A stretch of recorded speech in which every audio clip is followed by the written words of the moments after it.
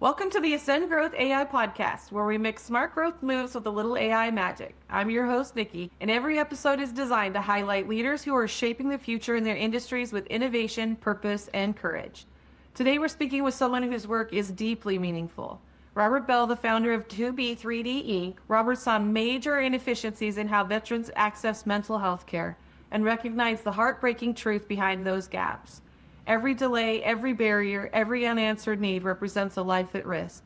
Instead of accepting the system as Robert set out to create a revolutionary approach to mental health access for veterans, one that integrates technology, compassion, and bold new ideas to save lives and transform care. Robert, thank you so much for being with us here today. Niki, thank you for having me. Start off, tell us about your company, 2B3D Inc., and your journey to build it. What inspired you to step into this mission? Wow. Well, the original inspiration it was like a money grab. I was like, crypto's going big. And I wanted to build NFTs were just being noticed and stuff. This is back 5 years ago. We're like a crypto punk that we're going for millions where like you can buy them for 2,000, right? So it's a while back, but I wanted to build this VR place where I thought it was weird that somebody could have NFTs and would show them on their phone, but there wasn't a way you could bring them in. And I knew VR, you could probably build this room and you could interact in it. And so I set out to do that. And doing that, one of my close friends, co-founder of 2B3D, he was just getting out of the Army and he acquired PTSD. So basically, to go back, that's the same kid that we were talking before the show. At 10, he was on the cover of Nintendo magazine for being the highest score person ever or whatever. And he went on and he just loves gaming. I'm not a gamer personally. I'm an action sports guy. I like things like that. But he started in high school. We were both varsity surf team at Calvary Chapel High School with a lot of really good surfers. I don't know if you ever heard of Hurley Clothing, but the owner of Hurley Clothing, his son was there. And we just started, he really wanted to make games like early on, but he ends up deciding he wants to start a snowboard company. So he starts this snowboard company. His dad's got his dad's very successful with these machines that can do weird things. And they end up making the first snowboard with capped edges. And it hit like wildfire. It became one of the top snowboard companies in the world, 5150 snowboards. It was huge. And so we went on tour at all the events and got to snowboard everywhere. We had a lot of fun with it. They sold that company and he ended up with a house on the beach. And to me, we're only 20, but retire. Like, you're done, right? Good. No, he wanted to build this game. So this is like 1993. He came up with the idea of he wanted to build something three-dimensional, a game that you could play. Back then, games were mostly player versus player. And so he wanted to build games. So he ends up selling the house on the beach, selling 5150 snowboards, and flying out to San Francisco to go to gaming school. And he did that for a good 4 years, got his degree, was top of the class, and because he really, really wanted it. But he also bought you can't buy a website with 4 letters. He bought 2B3D, which is to be or not to be, 2B three-dimensional, 2B3D.com. So he bought it and he's held it this whole time. He graduates and then he wants to get his master's degree in it. And I'm still like not even thinking about what he's doing. I mean, he's my friend and it's cool. You're going to gaming school, like whatever. And then for some other weird reason, he just decides to join the Army. And then he joins the Army. I think he's like 30, 34. I don't know. He's older. He's in the Army. And I just remember thinking it was so weird. I'm driving on the LA freeway and they had an airplane flying the shuttle to LA from wherever the shuttle was. And now that's in a museum there. I get this phone call and I look up and from my sunroof, I see the plane and the shuttle right above my head. And I remember thinking, what could be better than this? And I get a phone call and it's my buddy saying, I just got out of the Army. Can I come to your house and hang out? I was like, whoa, it was like this magical moment. I didn't know much about what he was doing in the Army. He was gone for a while. He was in the Army for 8 years. And while he was there, he was getting his master's degree in gaming. He was using the whole Army school and stuff like that. So he's one of the top guys for gaming tech, like knowledge-wise. He's like, every school wants to be a professor at this point. But so anyways, moral of the story, when he gets back, something was different. He won one of the highest awards you can get in the military, which is called the Combat Medic Award, which means while under fire, somebody got blown up or shot. We don't talk about the exact specifics because I just don't, but that happened. And instead of running, he stayed and he saved that guy's life. Right. And so it's like saving somebody's life while under fire. And then that guy's still alive today. And he, wouldn't be if it wasn't for Annie.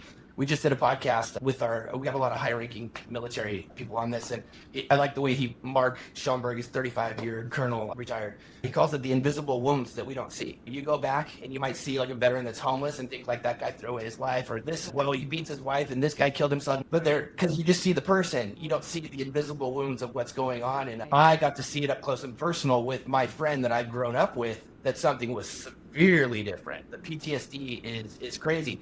So with my idea, back to your question, my idea of building this VR room where I could show NFTs and his idea of building something he wanted to help veterans, he went to the doctor's appointment to get tested. He had waited 8 months for that. And then he drove 45 minutes, waited 3 hours, only to be told that the doctor wasn't going to come in today.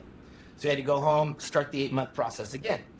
He does it again, same thing. So now you're a year and a half in, asking for help, invisible wounds, and both times he felt they did it on purpose. His mind wasn't working properly with the intensity of it. And I was just like, oh my goodness. All of a sudden, we just kind of shifted gears. So I wanted to include some sort of a charity thing. We made this menu where like breast cancer portion goes to this, portion goes to that. And we knew from the very beginning, I have another business that pays the bills, right? So I knew this was like I want to do something good, period, with this. I want to do something good. And so we decided, wait a minute, if you can take a VR room, right? Because our idea originally was to make it to where when somebody goes in the military, they're really good at teaching you to make a bond that's so tight that you'll die for that guy and that guy will die for you. But when they're out, one goes to New York, one goes to Utah, one goes to Arkansas, and now they're isolated. They don't have that same thing that they're so used to having. And so our idea was if we could build a room in VR and put goggles on and they could be there. They could continue their friendships, right? My business, and we'll back up just a little bit on this, is I own a company, bellmedicalsolutions.com, if anybody wants to look it up, but it's a niche company, so you have to be a personal injury attorney to care. But through that, there's psychiatrists and stuff that I talked to in health therapy, and I started thinking like, wait a minute, even more so, think about somebody and this is my personal vision of it from all the working, but I envision somebody in a dark room with beer cans, pills, a gun, and he's just over it, right? I'm done. The wife left him, he left the wife, whatever happened, but the world doesn't want me or I don't want the world. And the way the veterans I talk to, they describe it as they're taking a permanent solution for something that really is a temporary problem. It could be resolved, but they've come to that point of just, it's too intense and they can't handle it. And they're not getting the help or, whatever the case may be. But so, moral of the story, if you can just take the goggles and put them on and now you're at the beach, right? All of a sudden it's like you're not in that room. But what if you do that and there's 3 other guys there that can talk to you that have been there before? And so this project just kept evolving into new ideas, and then we started working with other nonprofits and finding out that there's certain things that really help with PTSD, right? There's one place that helps with blood flow. It's like very neuroscience, right? So we're like, whatever they're doing in real life, we can probably duplicate it and bring it to millions, right? Instead of having to fly to this one location and pay the money to get it done, if we could duplicate it. And so we ended up getting a really big explosion at that point. We were like in Forbes magazine, we were covered Top Doctor magazine. So it was a really fun ride, but we were missing something. We knew we were missing something. I did a podcast with one of the guys from Meta. Meta actually did a big viral post on us, but we did this podcast, and he was telling me when Meta built their, they really brought VR up, from nothing at that point, right when they bought the goggles. The one thing that they felt like they were missing was a need to be there, right? Like they have all these millions of people with goggles, but why do you need to be there? It's cool, everybody likes it, but then it fades or whatever. And so we started thinking therapy. We were doing a meeting, and while we were doing that meeting, I remember one of the veterans that was really heavily into the whole veteran suicide, mission, who's on our team. I had mentioned to him that there's something going around about 22 push-ups a day for 22 veterans that take their own lives a day. And they told me that that's not true. And I said, what do you mean it's not true? He goes, well, if you're in the Army, they can't say how you died public for 2 years. So anybody that did whatever they did, you can't say how for 2 years. Not all states report. Some states report it's voluntary, right? So you don't know. If you overdose on, there was a big thing with giving a lot of opioids. You get a splinter, here's 3,000 Vicodin. So if you die from a drug overdose, that's not a suicide. That's this, So they're saying the numbers are more like 75. And I just remember writing down the number. We're at a Zoom meeting like this, and I'm just kind of writing the numbers down, and the numbers were so vast, so huge. It's like 75. How do we stop this? Like with everything we got. So basically, from that point, I started looking for solutions. Like, what is the solution? And the military's done studies. They found that anybody in VR, just that, it helps with PTSD. Just the feeling. Kind of like what you were talking about with your friend playing the game. She felt that relief from playing the game, the dopamine or whatever it was that she was doing, but just being in VR helps with that. And then the next step was they stated that if you can get to somebody that's ready to take their own life within 5 minutes of them doing it, like this is going to happen within 5 minutes, it's a 98% chance that you can talk them out of it. So now we've got this product where we're trying to make it to where somebody can leave their apartment with the gun and put this on and be there. So that 5 minutes is like crucial, and we now have a way to do it. Yeah, they can call a telephone number and maybe, but mostly they send the police to your house, which anybody that wants to kill themselves or do something like that doesn't want the police to come to their house. So we started going like, okay, and then that's when we were going fast, but originally we were trying to be, he went to school for gaming. Storm Riders is our action sports, and we have world champion surfers, we have Olympian gold medalist snowboarders, we have X Game winners, skaters, all attached to that project. We have a sci-fi football game that he created in his head. There's 32 teams. Each one will have an NFL player attached to it as a manager, and we have 12 of those teams locked up. And the one thing we kept hearing from the veterans is, if they're just going to go to this room, it's not fun. So why would they go there unless they got to go find their goggles and what? So we decided to just put that hospital right in the middle of this 3D world, so that hopefully these people can play, have fun. That's the three things they say in gaming is it's got to be fun, or fun, right? In order for people to do it. And then we kept hearing it would be nice if you could put on the goggles and they could just walk on the beach, or they could just walk in the mountains. Well, what's surfing? We already have the beach. Mountains, we're snowboarding, we already have the mountains. So we just decided to put it right in the middle, and that's where we're at right now. So we built a digital twin of Huntington Beach, and that's, you heard the word metaverse, because we are a Web3 company. We will have a blockchain token that moves everything around inside of everything. Metaverse to me was like these big projects that need hundreds of millions of dollars. We're building a miniverse, right? And then as something is needed, we will just add a little bit more to it. We're not trying to build the world. We're just building surf, skate, snowboard. We brought the mountains right up to Huntington Beach. The beach is like right there. The hospital's right there. And now it's fun. So we've got little cliques where the veteran group goes and does whatever they want for tasks and stuff. And so anyways, it's just been a really fun road. I've been involved for 5 years with it actually being like we are a company and going, and we've got a lot of milestones we're about to hit. We're trying to release our demo for the football game on Super Bowl Sunday. So we started a Monday night pregame show. We just tested it twice. So we're going to do it next week with a couple of different football players. But we're on a sprint for that to try to beef that up. And but yeah, this is what I want our listeners to be able to do, is to be able to follow and track with it. So the veteran is sitting in their own home. They put the headset on, and if they want to go to the beach, they'll meet other veterans that are already at the beach, or they're doing a game on a beach. There's going to be a mode, right? You can flip on game mode, flip off game mode, right? So if you just want to walk on the beach, you can just walk on the beach. If you want to walk on the beach with somebody else, you can walk on the beach with somebody else. Same with the mountains, right? So game mode, no game mode. But if you're in the hospital, we call it, right? I mean, it looks like hospital. You can see it on the website, I believe. But we have videos of it and stuff. But if you go in the hospital, it's like it's real. You're looking through a window and you're seeing the beach. It feels real. We're not building like a gamey game. We're duplicating real life. Our goal is to make everything so real that you don't know you're not there. And so we just felt that was a really good way to make it, to where we can duplicate anything. We just did a partnership with a Grammy Award-winning legend, Rob Fraboni. But there's things that can help you with sound, right? And this guy's done magical things with sound. So, and there's lots of little projects out there that are doing a lot of good, but they don't have a home, right? They're just where we were 3 years ago, which is like, okay, we do it, but why are they going to go there? It's not fun. So we're trying to plug in these little things. So you go to this room and you can try out the art therapy. You go in this room and you can try out the sound therapy. There's like other veterans that maybe went on there because they almost took their life a month ago, and now they're here talking to the guy because they're no longer in that moment. That moment is what's so intense that I've seen from my personal experience with it is unbelievable guy, and just, oh my gosh, growing up with somebody and just going, wow, that's not you. What's going on here? So you might want sound therapy. You might want art therapy. Do you have therapists in there? We're still in testing mode. So I've got, because of my medical company,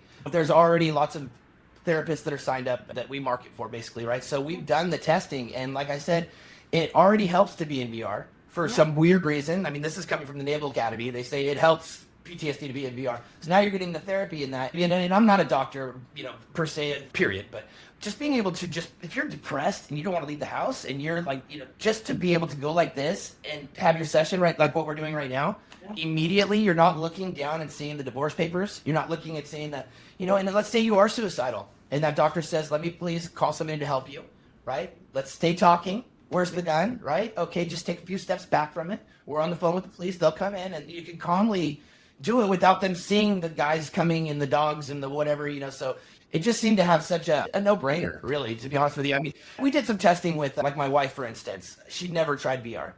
And somebody had told me, I've tried it. When you're doing it realistically, right? And if you're standing on a cliff, you're in your own kitchen, You put the goggles on and you look down and you see that cliff. You won't take the step. You know what I mean? And so like I tried it with my wife, and oh my gosh, so funny. It was probably one of my most liked Facebook posts or whatever. She screams, and like it's so real. It's so real. If you've ever been in VR with something that's real, but it's so real that it confuses the mind. And we've been partnering and collabing and, all these different things that we'll be testing. But yeah, so like the hospital, I almost hate calling it a hospital because we don't want them to think of it as a hospital as much as it is more like a place to go and get help when they need help, but also go play the game. And what's so unique with Web3 is like they call them phygital items. So like your son that's playing games, he might buy an upgraded gun, right? When he's done with it, it's done. But with Web3, that gun is actually a piece of property that you own. So when you're done with it, you can sell it, right? And maybe 10 years from now, you have the old version that people really want, so it might be more valuable or a rare one or something like that. Well, so with the athletes and the NFL and all these guys, a lot of them have their own brands or they represent a big brand. And so the way this works is you can buy the hat for your character, but you can also buy the hat. So then they get this connection where there's a commerce the same, so I just really like the upgrade of where this is going. It's like just we wanted to help everybody that touched the project. And so like now it's not just, can you do this because it's a good cause? It's like, do this and you can promote yourself. One of the guys we brought on, he was the team manager and the chief financial marketer of Oakley sunglasses. So he signed up, I don't know if you know snowboarding, but Shaun White, when he was 10 or 12 or something, like he signed up all the legends. So he was the guy that saw where there was deficiencies in contracts. Like somebody is getting paid X amount of dollars and he breaks his leg. Well, he's really worthless now. He can't go surf or ski in the Olympics or whatever it is. You could be retired for 30 years. And if people like you, now you can go back and visit them and keep your legacy going and talk about it and sell your products and the Hall of Fame that we're putting in there where it could be videos of old stuff. And so it kind of keeps it doesn't matter if you can't surf anymore because you're paralyzed, right? You're in and you can go and keep it going. For me, with the action sports, I really like that legacy continuance. We've got a few people that are no longer with us that we want to incorporate in, that we're trying to work deals out with, some good names. It started with me, Bell Medical Solutions, my wife's company and I, and we did that forever, and we're comfortable with it, and I wanted to do something passionate, and this just evolved over time to where we've met unbelievable people. And the reason why we're doing the podcast now, and I'm going on your podcast, because we have a lot of little milestones that are coming up, so we're just trying to get the followers back. What were the biggest early challenges you faced, and how did those shape you as a founder? 2B3D. The early problems, I would say for us, this being a brand new technology, and the one really thing that is exciting about this industry, this sector, I should call it, is that there's so many people building so many innovative things so fast. And in a crypto cycle, it usually goes 2 years bear market, 2 years bull market, for the rough average. Bitcoin does its halving. So you get all these people that are building quietly for like 2 or 3 years, and then they show it. The market's up.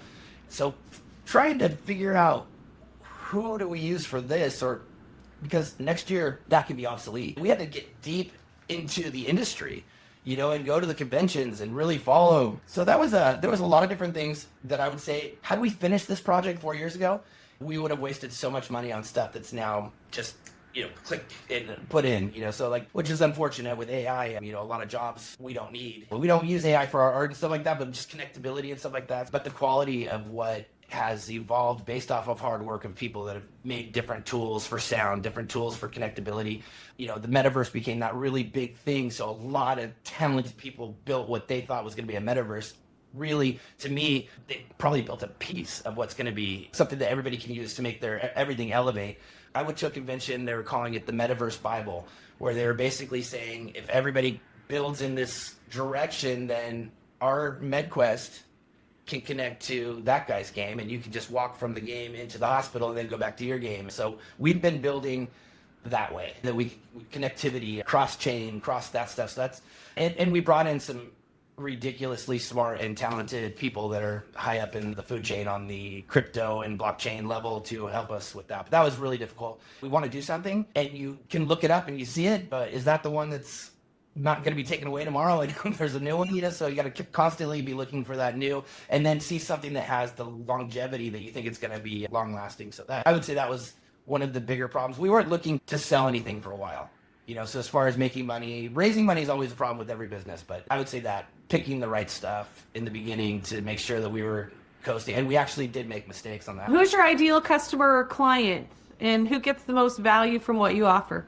Well, so we're not selling anything yet, right? So to me, the most value, I got an email from somebody saying that he didn't take his own life because he told himself he was going to try this first before he did. And that was the most valuable email I've ever gotten. As far as clientele, I really, really like the crypto blockchain community. They're very fast, high-paced and stuff like that. So eventually having the games can stand alone without any crypto involved at all. You know what I mean? But like just having that whole high tech and speed, I'd really like to be one of those top like respectable gaming companies in that market. So those are the clientele. Veterans, we have a whole department that's going for the veterans for mental health. So obviously that's the compassion part and that's the most important part. But as far as fun and I like, and then also the action sports community. So like my son's varsity surf team at Newport Harbor, and I just live for the action sports. So this has opened up opportunities to meet people that I probably wouldn't have met before, bringing them into the game and continuing their legacy. What geographic areas are you currently serving, and where do you hope to expand to?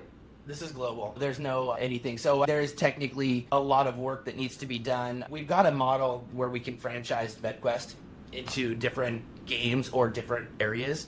One thing I didn't go into is that whole 5 minutes that I was talking about, stopping somebody from taking their life. That's not exclusive to veterans. That's teen suicide. That's LGBTQ community. That's any high-risk suicide group. So that hospital that we have, we're launching it with veterans, but ultimately all those tools work for everything. So anywhere that somebody's at high risk, even if they don't skate, surf, snowboard, play football, but they want to, they can go on and do this. And so it's global. We don't see this as anything less than global. What major trends are you seeing right now in the mental health space, especially related to veterans? Not enough.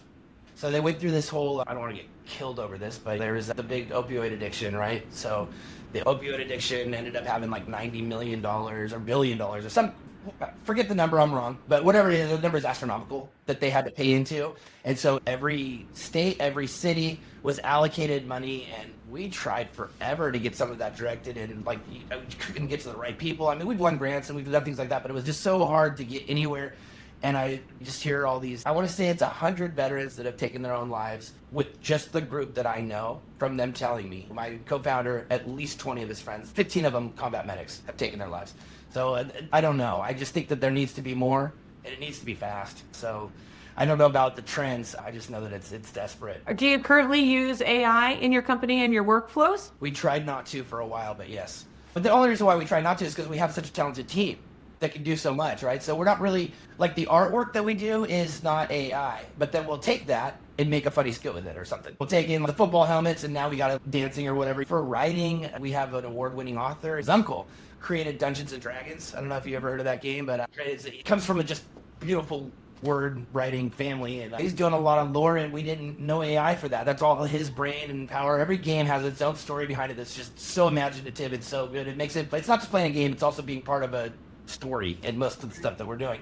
And we're going to incorporate a lot more AI as we go. So people that we're looking at, team members, we're definitely looking at people that are more skilled in AI and certain parts of it. I think we're going to try to keep the art as non-AI as long as we can, but I think there'll be a point where once it gets the feel for what we're doing, it can scale it up. But no, I love AI. I mean, I love it and hate it. It's got the two, I don't know. Anyways, it certainly makes it, what we're building would have been 100 times more expensive 10 years ago to even pull it off. But now with AI, with all the little things and advancements. Where do you see the biggest opportunity to use AI to capture customers or recover lost leads?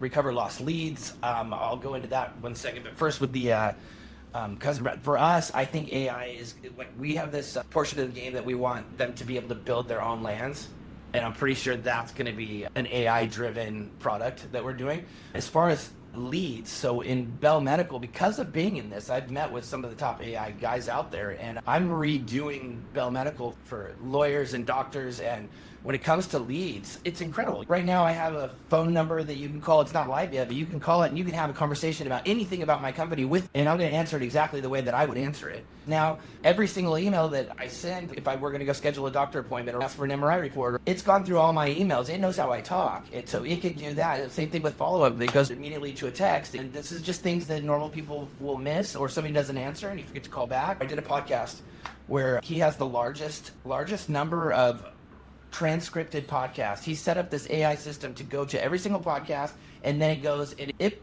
reads it and figures out what their correlation is, and then asks them to be on because of what it read. They don't know, they're not talking to him, and then he goes on the show and it's a transcript of what they talked about, and he's ready to do the show. So he's just boom, boom, boom, 24/7. 2 o'clock in the morning, somebody calls you, you're asleep or your office is closed. It's an answer, having the same conversation they would as if it was 8 a.m. in the morning and you were at work. So AI is incredible. Self-study that said that like 90% wasn't work out or whatever, but because AI last year is not the same as AI this year.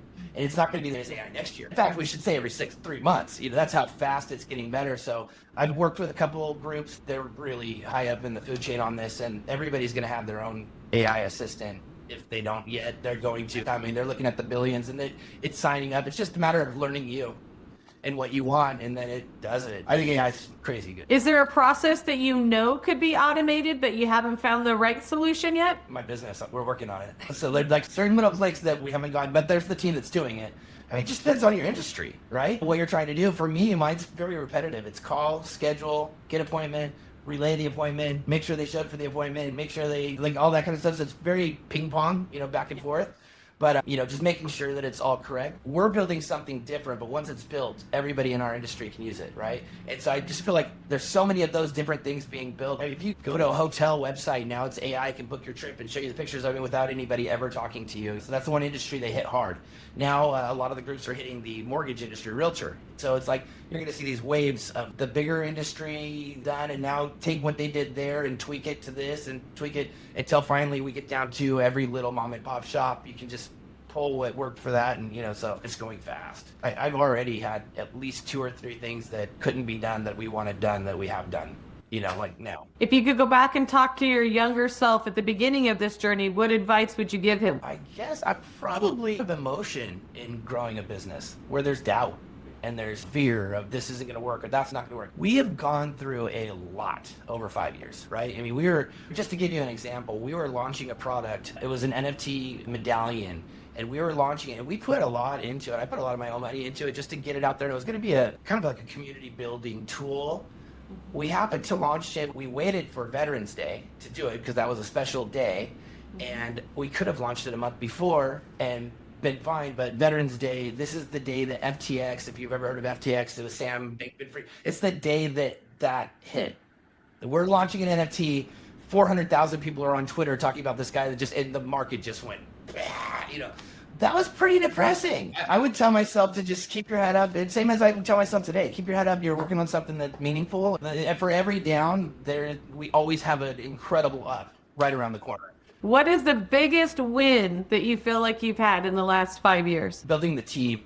100%. I feel like if you collect things, baseball cards or whatever it is, the team that I have collected and put together, it amazes me. Each one, we've been able to acquire not just somebody that can do it, but somebody that is passionate, has a connection to the project in some way or form. We've had the same attorney for the whole 5 years. His dad was a veteran with PTSD. Just like everybody that came in, that's my win. I don't think that this would have gone nearly to where we're at without even missing 2 of the people. You know what I mean? It's just like everybody put in and everybody fits so well. And that's the same with my other business, putting the team together that I could leave and I would trust them with my whole company. They're just such good people. They're family to me, like my team. So that's a win. I think that I've had people in the past where it's square peg, whatever, and just everything doesn't work right, So to me, that's a big win. I mean, I could say we were in Forbes, we were in Bloomberg, we were in all that stuff is great, but the camaraderie that we built and everybody being on the same track. That's great, because if you have the right people, that's where your synergy and your energy comes, and that's where great ideas come from. It's catapulting to a business if you have people working in unity. It just brings out a different version of everybody is at a higher level. Exactly. I'm smart enough to know that I don't know everything, so I need the person that knows that well, but then also, is he the right fit? Everybody on our team has picked up the other guy at one point or done something, like it's just been this camaraderie that we've built. It's huge. You either spend time thinking about problems or relational things where people aren't getting along, or you're all working on the problem of getting the company going. It's unify and conquer. So when you have that, it's amazing. Well done. Very good job. What's the biggest thing you've learned from growing that team? Growing with the team, like with that pressure of try to be the best, try to be the best, try the best. Lesson I've learned is have fun with what you're doing and make sure you like it and do it as well as you can. That's been my lesson. Like just stop with this, open it up, enjoy the ride and go, because the reason why I brought all that up is a very competitive family. My mom, 2-time Hall of Fame pool player. She won the first 2 world championships for pool, one in Germany, one in Vegas, and then she got 3rd in Taiwan for the first 3 ever. And so every Thanksgiving or Christmas, all these pro pool players come to our house and they pick a kid and then they are manager of us for the thing. Like it's all about which pro pool player is going to win with the kid. And like, so I just grew up with this ridiculously competitive family. And I've always been like, gotta be number one, gotta do this, now the lesson I've learned is like, enjoy it. Be there for this guy, be there for that guy. Enjoy the ride. I mean, I have a wonderful family that I try to bring everywhere too. So it's like, enjoy the ride. That's the biggest lesson, because I've been in sales for a long time. I lived on an island off the coast of Venezuela for a year and a half, found out I was having my daughter, who got married 2 weeks ago. And I just was going to live there forever. And then I found out I was having a baby. And then I was like, oh, dads make money. I got to get home and I become a dad. And so I started selling cars, and I was like top guy. I was reading Anthony Robbins books while my finger was on the phone, like I did that for so long that I was working open to close, top salesman. That's all that my daughter's growing up, and she comes to the dealership every once in a while. And then all of a sudden I got a job in the medical industry from them seeing the sign all the time of me being top guy. And when I went there, all of a sudden I had weekends off. I was like, whoa, I don't even know what that feels like. And then I started bonding with my daughter. And then eventually, like, that's the biggest lesson is if it's all work, and I'm not against working hard and working long hours, but if it's all work and you can't turn around and do the right thing here and there, that's the biggest lesson. You can be number one in saving lives. Number one in saving lives. I like it. You're far more powerful, far more long lasting than a trophy. You're doing it, then impacting people, and that's amazing. Given that you're used to solving problems of magnitude, what are you focusing on right now? Right now. So we just had a dip in the crypto market. I'm aware that when you are launching something like an NFT or a crypto token or something, typically it will do better when you are in an up, right? Because people have profit, they want to try new things and whatever. So a problem we're working with right now, we've been building up to something that we were anticipating releasing 2 weeks ago, but it's not the right time. So now we're focusing on what can we do while we wait. And that's why our podcast, we're bringing all these athletes on. We're doing the Twitter. We've got a new social media team that's doing it. So I'm just filling into those plugs now while we wait, because you got to be the right time. So patience is tough. Tell us, if people want to get in touch with you or they want to learn more about you, how can they find you online? So very simple. Once again, you bought in the 90s, 2B3D. So it's the number 2, the letter B, the number 3, the letter D, 2B, or not to be three-dimensional, 2b3d.com. If you just add a /links, that's going to give you all of our socials, all of our everything, white paper to the project, all the X's and Instagrams and things like that. For me personally, it's my name, Robert Bell, with a period in the middle of it, at 2b3d.com. So robert.bell at 2b3d.com, and that's the easiest way. Otherwise, just what we would appreciate is anybody, follow and like our stuff. Right? That would be helpful. And, you'll be seeing the announcements, the one that we're talking about being patient right now. You'll see it if you're following us. And we'll make sure that we put the links to you in all of our stuff underneath of your podcast so that people can track that and follow you as well. We'll share this when it comes out. So you're okay with that, right? Obviously. Thank you for sharing your mission and your powerful work that you're doing through TB3D with us. Your dedication to improving mental health access for veterans is inspiring, and I think it's going to be truly remarkable and helpful to that population of people. We're grateful. I think the veterans are grateful for the impact that you're going to make in their lives and for the lives of their families as well. So it's a really neat mission that you're on. And to our listeners, thank you for joining us on the Ascend Growth AI podcast. If today's conversation inspired you to open your eyes to the importance of innovation in mental health, especially for veterans, please like, follow, and share this episode so that more people can hear the message, and more importantly, share, like, and follow Robert.